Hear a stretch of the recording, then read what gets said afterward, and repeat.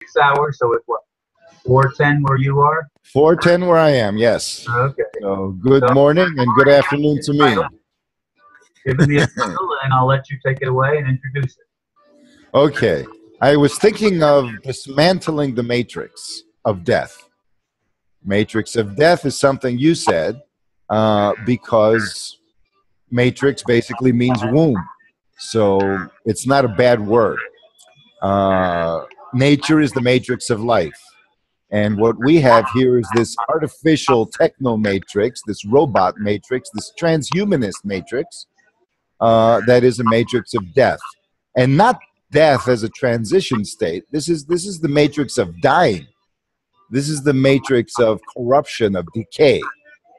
And it's the matrix of sterility. It's a trap. Now, we understand that this matrix exists, and, you know, because of public media. And interestingly enough, public media or private media, Hollywood, whatever, all of this is controlled.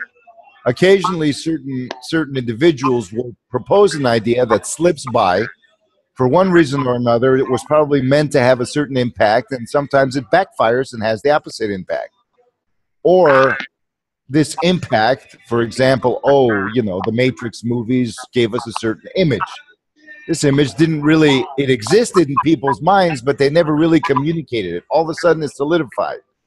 And a friend of mine told me that these movies had a whole different proposed evolution. That the script was changed after the impact of the first movie. So the first movie had an impact, and they changed it to dampen the impact. You know, that was the idea. Some, you know, orders come from on high.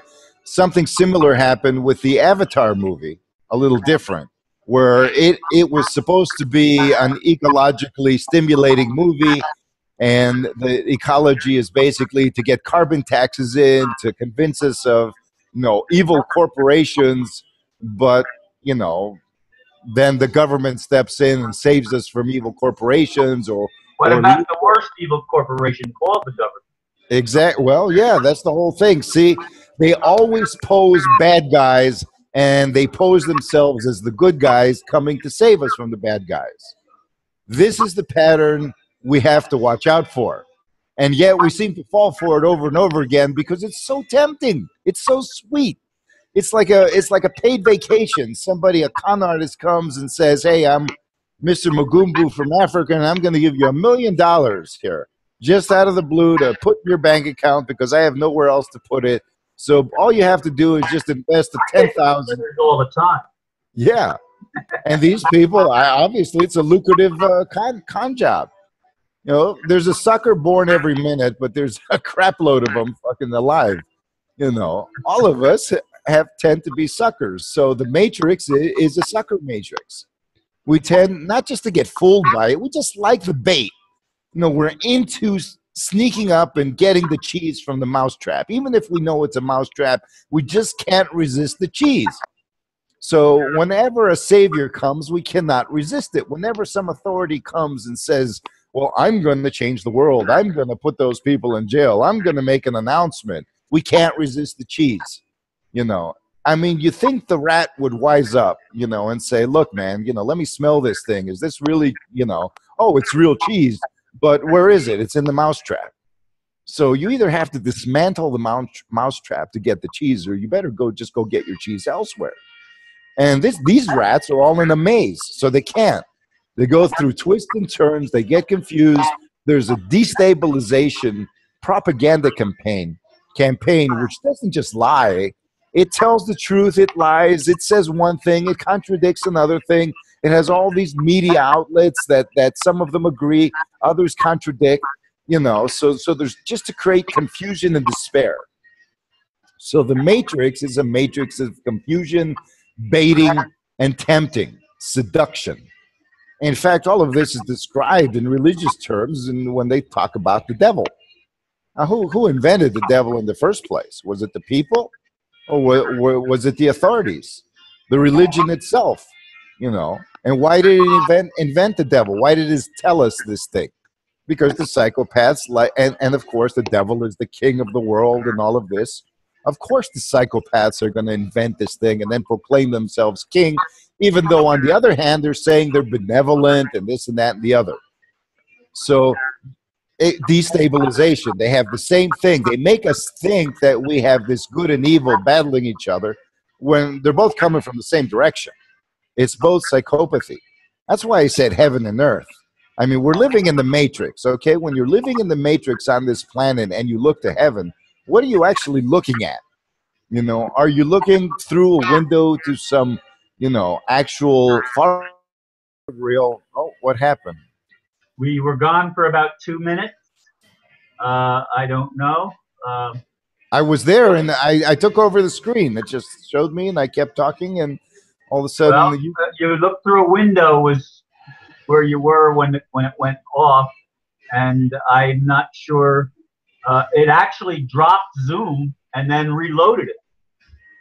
it says it's recording now. Yeah, it's still recording, but it actually dropped Zoom right off, and then it brought it back up again automatically without me doing anything. Okay, let's hope the video is continued. So I was able to cut the part out that did that last time, but it did it differently this time. okay, let's hope that we can integrate it somehow. Anyways, without missing a beat, what I was saying was that semantics matter, although we don't need to obsess about them. Semantics matter in the sense of everything we say has emotional charge. Whenever we're talking about an issue that's important to us, like heaven and earth, spiritual stuff for those who are into that kind of thing, it has emotional charge. And the subconscious responds to this emotional charge accordingly. So if I say heaven, then all of a sudden the internet is full of all this information about ETs, which is basically other worlds, other physical earths, other places that are physical that are no different in conception than the manifest earth plane. And yet, somehow ascended masters come from ET places, from motherships, from I don't know what, which is associated with heaven. And they show all these pictures of ascended masters with swords and halos and beards and robes and councils of elders and I don't know what, where you think the spiritual world would be a whole different dynamic because it's not physical. It's a whole different internalized subjective state. The spiritual world, what we call the heavenly world, is really your consciousness, okay? It permeates Earth and the cosmos. There's a difference. You see, when you start thinking about it like that as an internal dimension, then these other saviors, these other New Age type thoughts, these other quasi-paganistic ascension type mythologies, that ETs are somehow good when they may be just as fallible as human beings are. You know, well, why should they be better? If they were so much better than human beings, then why haven't they resolved this situation if they're also compassionate? You know, what's going on? Either they don't exist or else something's up. Something is not as it seems. So, and why do channelers channel extraterrestrials? I mean, do you channel somebody who lives in Japan? Do you know people who channel people from other countries? They channel dead people, you know, but living people from other countries, who channels that? You know, why doesn't anybody channel a saint from India, you know, who's alive? Nobody does. So how are we channeling ETs? I mean, you know, why don't we, you would think that these physical beings would have some technology to communicate. Oh, no, it's a telepathic thing. Is it a telepathic thing? I mean, this is supposed to be a spiritual exercise. So how does the spiritual exercise, again, mingle with these beings that are technologically oriented? Because if they weren't technologically oriented, if they were spiritual, they wouldn't need motherships, they wouldn't need these beams, they wouldn't need, you know, these technological interventions. Everything would be happening at a different level automatically. It would be miracle Jesus type events. It would not be science that seems like magic, as Arthur C. Clarke said, because it's so advanced. So I'm saying beware of the con job. Beware. There's also the other thing. Many people complain about abductions from extraterrestrials. Now, what's the logic behind this? So there are these extraterrestrials that need human beings to do experiments. You would think that with such advanced technology, they could simulate a human being in a supercomputer and simulate whatever they need to do. They don't have to actually take it out and poke and prod it, like with some metallic prod that is basically Stone Age, you know, for a being of such high technology that's telepathic and psychic and all of this. They could actually, I mean, if there's psychic healing, there's also psychic diagnosis. There's psychic surgery. There's psychic intervention. Such ETs do not need to abduct people, grays or otherwise. So what happens? The government may abduct people and perform mind control experiments and then hypnotically induce that the people are being abducted by ETs. And this is far more likely, in my opinion, than any kind of extraterrestrial abduction, because we know that there are special interest groups that can do this, that have studied this, and you know, they can grab a pilot, for example, of a plane, perform brainwashing on this pilot, wipe the memory of the pilot that he ever was brainwashed, and substitute it with an event in case the memory starts coming back. The pilot thinks he's been abducted by ETs. And then whenever they give the pilot a trigger word, he crashes into some mountain and kills whoever they want on the plane. So there are things like that going on. This is the Matrix. And we get sucked into the Matrix not because they're taking our money. We get sucked into the Matrix because they've possessed our minds and our hearts and our bodies. That's why. And so we're looking to dismantle the Matrix. First, we need to dismantle the false Matrix of our own being. Our body, our heart, our mind. Our emotions are controlled and our heart is hijacked. If we're being imposed upon with stresses beyond our control, then the physical heart can fibrillate. You know, if we're most often the best way to stress a person is to influence the mind, so the mind sabotages the body. Oh no, I'm in danger. I'm in danger. I'm in danger. And then the body stresses, inflammation occurs, and eventually the immune system breaks down. That is the easiest way to do it. Then, of course, you have all these other hypothetical electromagnetic weapons, and then you have the occult factor of cursing, this and that and the other. There are many things. The fact is, our world is stranger than most of us think, especially if our reality frame is mistakenly, you know, it does. I mean, you're not strange just because you disagree with a majority. You know, you're not original because you disagree with a majority. If the Matrix has several sub-reality formats for you to believe in that do not agree with a majority, and you buy into any of these, then you're a Matrix slave just as any zombie is. You may be someone who's spiritual, but who happens to have a belief system that's programmed by the Matrix that everybody else thinks is insane. Instead of buying your regular four-door sedan that's every suburbia family buys, you buy a Porsche, you know, or you buy a Humvee or something like that. And everybody goes, wow, that's a strange car, you know, or whatever. But it's still a car offered by the same corporations.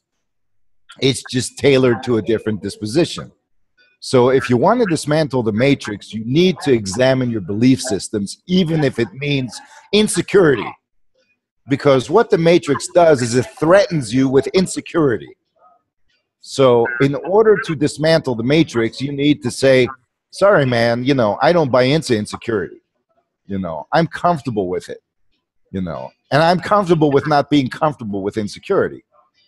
So that's one simple thing. That's why I say, look at the simple thing of saying heaven. I mean, you're so used to it. Religions tell us that. Whenever religion tells me something, I get suspicious.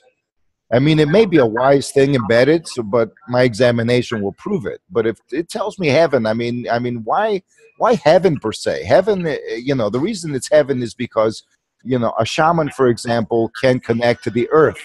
They can connect the ley lines, to the earth spirits, to the fairies, to the plant spirits, the animal spirits, this, that, and the other. But a shaman can also connect the stellar presence. The ancient Sumerians used to call the gods Igigi, which means the eyes of heaven. The eyes of heaven are the stars. They look like little eyes twinkling up in the sky, and they're watching us. You know, God is watching you. And so they would connect to a star, and the star has a certain energy, or a group of stars, a constellation, and this has a state of being, and they could download this into their from the crown down and embody it and channel it, and it would enlighten them. And then they would express this intelligence, and people would say, oh, the God is speaking to the person. And that is physical heaven. Just like the shaman connects with physical earth, then the priest could connect to physical heaven. But this somehow got confused with something else, the true mystical heaven, which is the mystical earth. And the mystical heaven are one and the same. Heaven and earth in mysticism are already a union, and it is inside of us. The soul is heaven and earth. The essence of heaven and earth is the soul. The spirit, the soul. The soul is simply the union of spirit and matter. It's an energy, but not matter density, the essence of matter, the feminine. The masculine and the feminine, the spirit consciousness and the feminine sentience or desire nature or will or contracting force, the womb. When you combine these essences together, it creates the heart, the child. A heart, usually, when you look at a little child, you know, they're like a little heart. And then the body grows around that heart and it gets buried. But the true heart is childlike. Love, innocence, all of these things. So, you know, when you explore spirituality at a deep level, old school spirituality, from many cultures, so you can compare and contrast so you don't get stuck in a single dogma, then you get, and then you can see exactly where it's been twisted each time, how it gets twisted, because it gives us the cheese of an easy process. Because real spirituality is not easy, especially when you live in a matrix. True spirituality is not escapist either. It is a journey to wholeness. It is an evolution into wholeness and into empowerment, into truly becoming a mature human being. It's very natural. So dismantling the matrix cannot be done, in my opinion, without the esoteric dimension. And applying the esoteric dimension is sometimes called magic. But this is not about making things fly. It's not about opening gateways and going into bilocating or stopping time or doing anything like that. All of that occurs in the so-called inner dimensions because there's no material inertia, and it may occur in this one after everything is liberated at a very, very deep level across the board. I mean, if one person bilocates, they affect the so-called structure of reality in such a way that they can't do it unless everybody is liberated.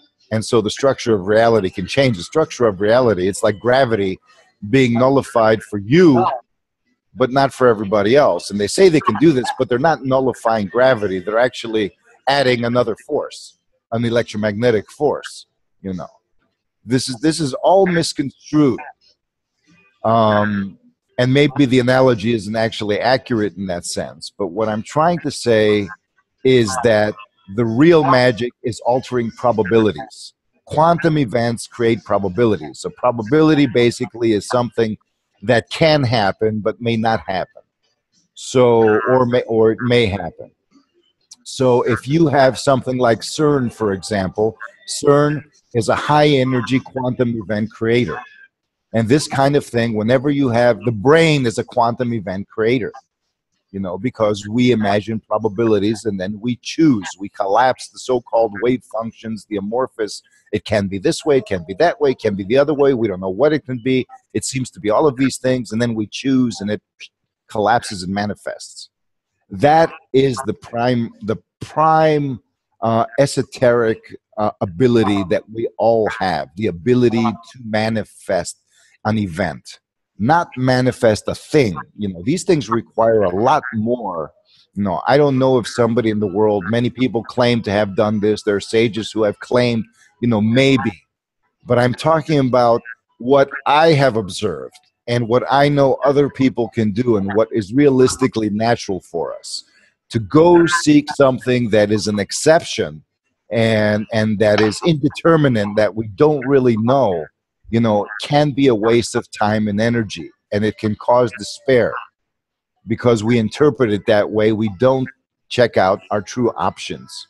So dismantling the matrix means If you focus your awareness and you really, really study, basically concentrate on the event that you want with all of your being, with all of your emotions consistently, then it moves that event into being.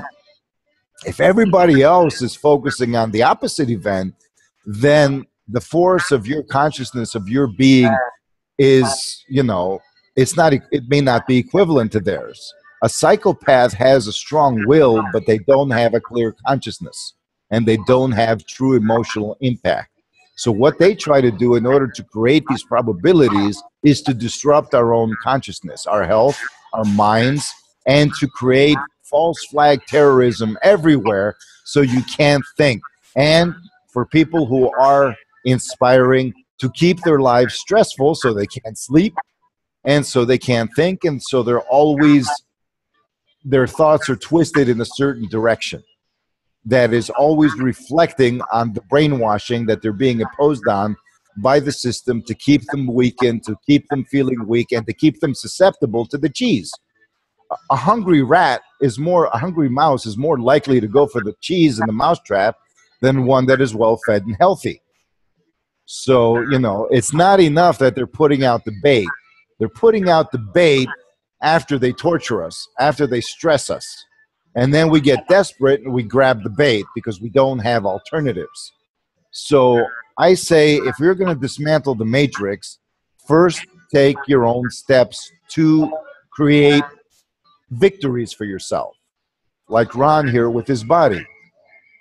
Being able to regain your health to whatever degree is a victory over the matrix of death. Being able to regain your control of your thoughts, of your sovereignty of thinking when you were a zombie before, is a victory over the matrix. It's a personal victory. Being able to stabilize your emotions in a natural way without denying anything. Being able to face the shadow. All of these are victories over the matrix, and you can see the contrast between this victory and what goes on in the world, because it makes you more capable to affect probabilities. Instead, the media is bombarding us not just to control our thoughts in order so we don't revolt. It controls our thoughts so we don't use our concentration to focus on what we truly desire in a way that's not finagled by the system. For example, I desire prosperity. Okay, that's natural. Everybody desires that. But if I'm trapped into a false financial system, I can only get my prosperity if they're bankers, if they're financiers, if they're these elites, or I can only get my food if the corporations make it for me. And so I'm manifesting my probability by the middleman, and the middleman is harvesting that energy and then redirecting it to where they want. So the system wants us to believe in it, and then it makes us, for those of us who reject the system, it gives a subsystem, and we need to recognize this. Some of our most treasured beliefs may have a kernel of truth in them, but they may be completely wrapped in lies, and we're afraid because we feel betrayed. I mean, this is almost like finding a mate. Sometimes you got to go and go through several bad relationships before you find the right one. I mean, normally you would say, okay, if my heart was open, I was discerning and intuitive, I wouldn't have to go through these bad relationships. But because it's not, it may be the only way. But if I learn to want to manifest that probability, then, for example, somebody wants to manifest a relationship, and they wish, I want a relationship that's this and that, and then they end up in a bad relationship, even though it's true to what they actually tried to manifest, because they didn't see their blind spot. They didn't see their own weakness. They didn't see that they actually want something that they're convinced that they want, but it's not really what they want. And so they say, okay, I don't want this. Then they want the other thing. I want a man who's wealthy, so the wealthy man beats them. I want a man who's nice. The nice guy's a wimp. I want a man who's strong. The strong guy's cold and calculating and doesn't pay attention. See, there's all of these qualities. Where do these qualities come from? Do they come from the heart? Do they come from heaven? Do they come from the earth? Do they come from the self? Or do they come from a programming? And we keep running around in circles instead of really questioning our programming, which is our assumptions. and there are assumptions, we take them to be true. So we say, well, unless there's a savior, nothing's going to happen. We're screwed. Well, actually, we don't know that, because a savior is an external force. I mean, technically, you know, something inside of me may manifest a cause in the reality that's going to affect the way the probabilities unfold through my external or internal action. And all you need to do is just sabotage the system in small events where they can't quite get what they want. So they keep terrorizing us for some reason, because they can't quite get what they want. Let's say a faction of the so-called cabal is in some big country and they want to make their own bank, and they come in as the good guys and then and point fingers at the bad guys, the so-called cabal, capital C, and then these other guys say, okay, believe in us and we'll save you. Now, why are they doing that even? I mean, if they have the authority, why do they have to get our attention and approval? I mean, isn't it logical to say that if they actually start putting these bad guys in jail, then they'll get our approval? Why are they getting our approval first and then doing what they're supposed to be doing? You know, why is this theater drama going on? You know, why do the people, you know, have to say, yes, we agree? Because the people can't even go on the street and protest anymore. They're going to be beaten up, so they stop. The people are not going to revolt. Even if everybody believes that the system is false, the people are still going to be afraid of a handful of cops and a handful of military. You would have to get the system itself and the military and all of this, people would have to organize in that manner, and that takes a hell of a lot of organization. It takes a hell of a lot more than just half the human population.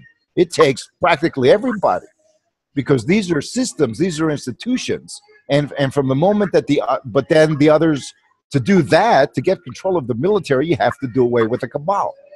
It's a chicken or the egg, or a catch-22 situation. To get rid of the cabal, you need the military. But to get the military, you got to get rid of the cabal, because you can't do it otherwise, because they control all of that, you know. So the point is, why don't they just take over? Because that is so complicated for the changes that they want to make that it's going to collapse in and of itself for unforeseen reasons. They're going to screw up.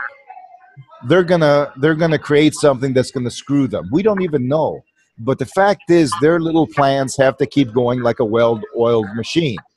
And if they need our approval constantly, by hook or by crook, and if they need our harvested energy constantly, that means their well-oiled machine falls apart with the smallest thing. And they're trying to keep Humpty Dumpty, you know, on some, it's Humpty Dumpty is already whole and there's no cracks and it's all fine, and the emperor is full of clothes and he's got armor when he's naked.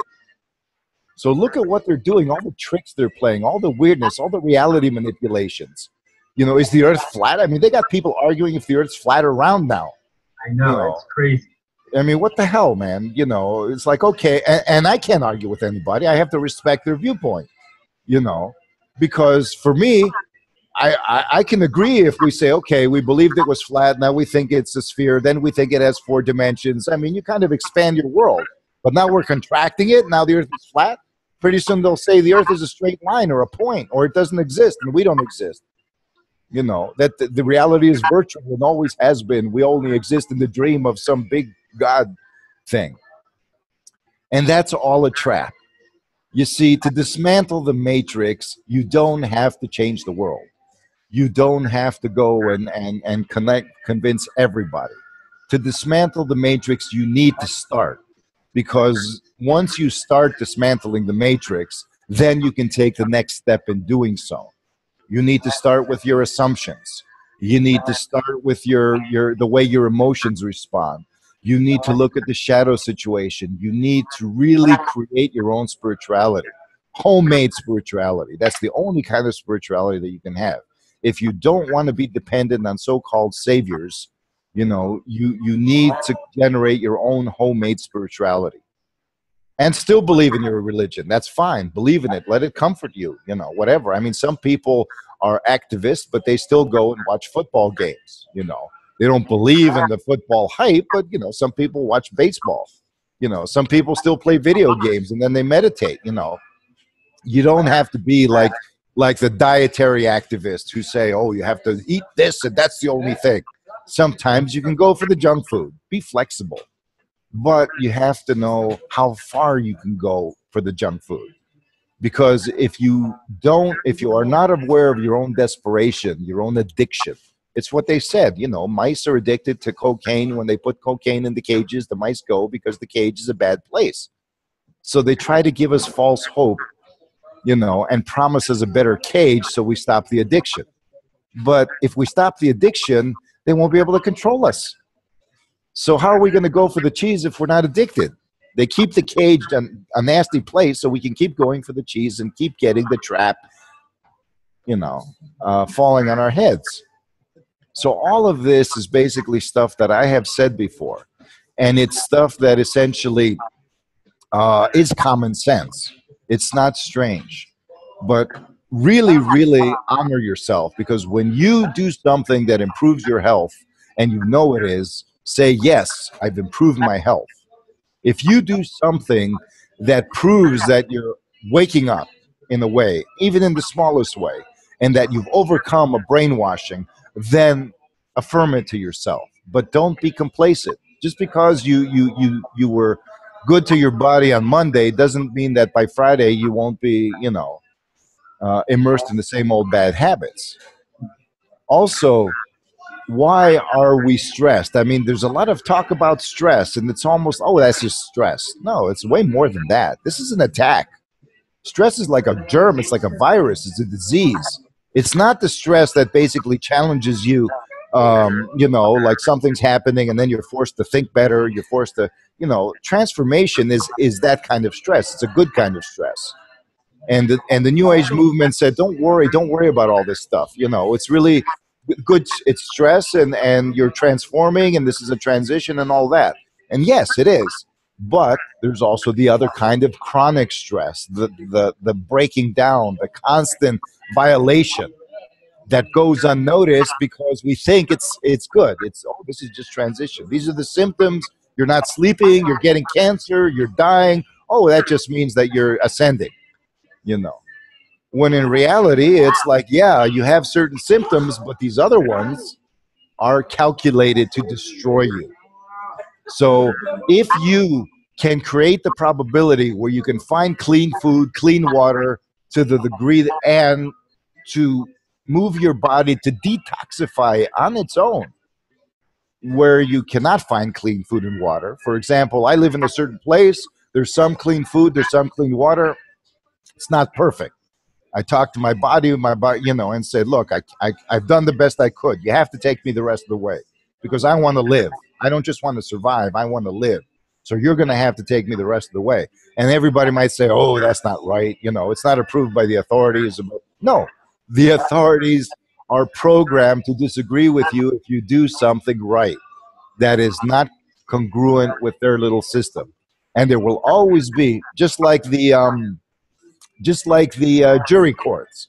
You're saying that they're rigged so that 10% of the cases actually benefit the plaintiff or the defendant, you know, or whatever. The person, you know, going into court actually benefits from the system 10% of the time. Just like a casino. Some people have to win to validate the casino. The same thing with all of these systems, proposals. Some people have to benefit in order for the rest to get suckered in and kill themselves. So be very, very careful. Somebody's success, you see a few people, this saved me, that saved me, you know, the other thing saved me. I might say the same thing. That's why I'm not, I used to say, look, you know, meditate or whatever, but it's like, look, some people are not into that. And I realized that I cannot advocate one thing. I want to go general here. I want to go general. What do we all have in common? We are disempowered. We need to move toward empowerment. We need to dismantle the matrix of death. This is the whole thing about 555. You get back to your own life force. You reclaim your life force. And then you move to create networks with the life force, which is creating your own version of 666. I don't know how it was meant in other contexts, but that's how I understand it. So be wary of trends. Be wary of movements. And if you can stand alone, then you can inspire others. You can teach them to also stand alone. And then you make a connection between individuals who are empowered, instead of a leader and 50 million followers who don't know what the hell's going on. It's very easy to manipulate a leader. No matter how saintly they are, they can be taken out, they can be brainwashed, they can be bought off. Very easy. That's what they do with governments. They turn people who are supposed to be managers and temporarily there into leaders so they can be manipulated, and all the followers are just blind lemmings that follow them. So what we want is leaders of nobody. You want to be your own leader, and then you can inspire others to be their own leaders, and then a different kind of synergy will occur. You will be amazed at the kind of synergy that can occur between empowered, self-sustaining people. Teachers are always there by example. That's the nature of the human being. The baby learns by mimicking the adult. They don't learn by following the adult, bowing down and worshiping them, or saying that now the adult's always my leader, I have to follow them. Yes, the baby's dependent, but all along their way, they're learning to stand up, to walk, to sustain themselves. They challenge authority at some point. They're pests, all of this to learn. That's how the human nature is. We are supposed to revolt against the system because we're not meant to be followers, because the next step after the follower is the slave. Slaves emerge from followers, or were violently conquered, but they were violently conquered because they followed somebody. You have these stories about Greek history where 2 million Persians came over and then a handful of Greeks repelled them. And these people all fought amongst themselves. No, they had a common enemy, so they decided, okay, we don't follow anybody, maybe little groups here and there. But essentially, there were not these big empirical zones back then. They were city-states, and even in the city-states, everybody was arguing. But whenever the common threat came in, they all realized that they all stood up, and everybody was determined as an individual to do their best. Not meritocracy, where your merit is determined by some authority whom you serve. There's meritocracy that's autonomous auto meritocracy, and there's dependency meritocracy where you have to be worthy so the master can evaluate you. That's like training a bunch of circus animals, and the ones that can jump the highest are taken into the circus. The rest are put out of their misery. So let's not be afraid to be individualistic, like the Western system used to promote. Americans used to say, well, the communists are bad because they don't look at the Chinese used to all wear the same uniform. The communists all march to the same step. There's no individuality. Well, I don't see much individuality in the West either. So let's regain our individuality. Let's be libertarian spiritually. Spiritual libertarianism. True, the republic of individuals of the living matrix. This is what I recommend. And you say, well, how do we do it? Well, don't ask me for the details. Ask yourself for the details that fit with your own individuality. And if you don't have details, then look to see if you're actually dismantling the matrix in your life, and if it's enough, and if you're trapped by your own assumptions. Because if you feel trapped, then it's very likely your own assumptions are being manipulated. It's not, and that projects onto material things. Because as an individual, by inspiring others to be individuals, then nobody has to promote their ego. Because if I'm okay with myself as an individual and I don't have to prove myself to anybody, then I don't have to go around in a group and try to claim power. I already have power. I'm empowered. I don't need power. And so, and if everybody else can be like that, if they're not like that, then I will encourage them to be empowered. So if they're empowered, we won't argue. We won't break down. You see, we need to change things radically. We need something new. Let's call it spiritual libertarianism, Let's call it esoteric pragmatism. Let's take the paradox and live it. Because the only place where the death matrix cannot touch us is the paradox. Because it doesn't fit with their dogma. Everything else fits their dogma. We talk a lot about the paradox, but let's look within and see how we can truly live it in as many ways possible. That is how we can dismantle the matrix of death, in my honest opinion. Thank you very much for bearing with me in this long, long talk, or so it seemed. And I hope you can get something out of it. Thank you, Aristo. Appreciate it very much. I shall have a good week. You too, Ron.